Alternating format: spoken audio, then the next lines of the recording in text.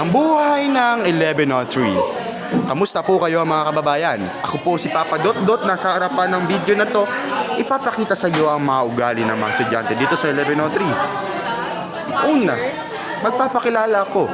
Ako si John Menric B. Cipriano bilang iyong tagapagsalita sa mga issue na nangyayari sa 1103. Una, ang nag-video ngayon ay may anak na. Hoy, grabe ka naman. Nakatira siya ng 5 bakla at nabuntis niya yung isa. Saan?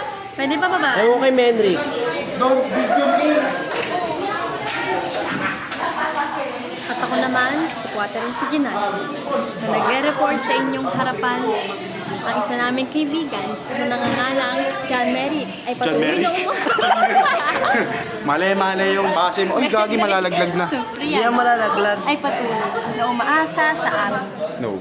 Tanging kaibigan No. ni si Chanel Quezon. Ah? Ang tanging advice ko lamang sa iyo. Ang mga gang. Ayun ang mga gang, oh. Wait lang, ako kasi yung nagbablog. Ba't nandito kayo sa vlog ko? Ayun, cellphone ko yan. O bakit? Ako yung taga-vlog. Ako yung nagbablog.